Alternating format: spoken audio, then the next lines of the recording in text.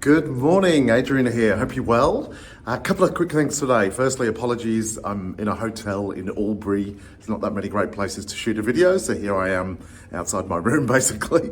But the second thing is, today I want you, with what I share, I really want you to think about what I'm saying. I actually want you to come up with your own solutions, because if you do that, then you own it, rather than me sharing you what some ideas or tips could be. But I'm going to give you the outline, I'm going to give you the strategy, and then I want you to get into the detail, okay? Now, as you know, I talk a lot about the power of persuasion, influence really, right? And everything that we do, every conversation that we have with our customers, with our peers, if you're a manager watching this, with your staff, partners, the whole bit, it's all influence, it's all persuasion. Now, I'm currently reading a book by the same author as Influence, Dr. Robert Cialdini, and it's called Pre-suasion. Not persuasion, but pre-suasion. What's that all about? Well, today I'm just going to scratch the surface with you. This is stuff that I've studied and practiced and teach for a long time, but he's going into a deeper level. So I'll give you a couple of examples. Pre-suasion is what happens before we speak, before we do what we do, before our actions and so forth. So for example, I saw the other day in a shopping center, there was this, these bubble iced tea places that are pretty popular at the moment. Now this particular place had, if you can picture from the ceiling, it was like really thick, humongous cotton wool buds. It looked exactly like clouds, and there was heaps of them.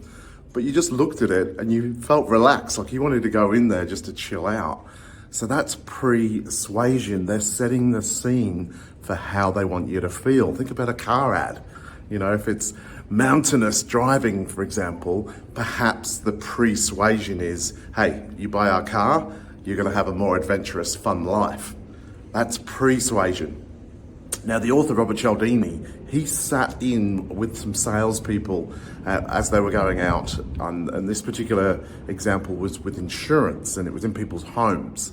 And interestingly enough, there was one man whose sales were double of everybody else in the team, consistently. And when he shadowed him and the other salespeople, they all followed the same sales process. Even the best person did exactly the same, but there was one difference.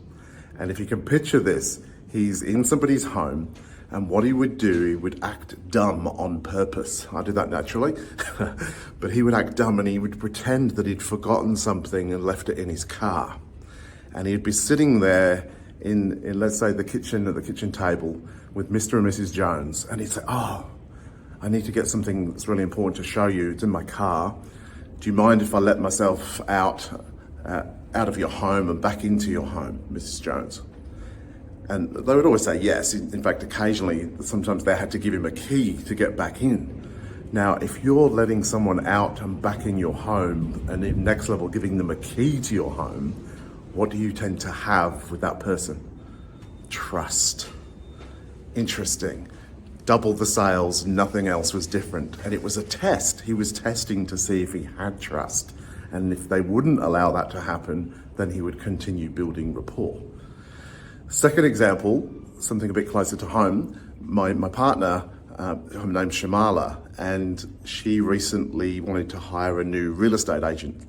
And she had 3 different people come home, over to her home rather, and 2 of them straight away got out the paperwork, said this is our fees, this is what we charge, went through all the, the formalities.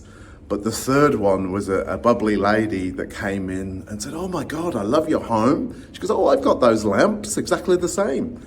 And she saw the children's bedroom and she said, you've got kids. How old are your kids? What's their names? All this kind of stuff. Pre-suasion. Who did Shamala go with? The lady. Why? Because she felt comfortable. It wasn't just about business. So think for yourself, how can you build trust with your clients more than you currently do? What is it? Is it getting their phone number? Is it getting them to do something for you? Think about it. I want you to brainstorm this, because pre-suasion is super, super powerful. It's selling without selling. And we're going to go a lot deeper into this topic when we next meet. All right, enjoy your day. I will speak to you very soon. Bye for now.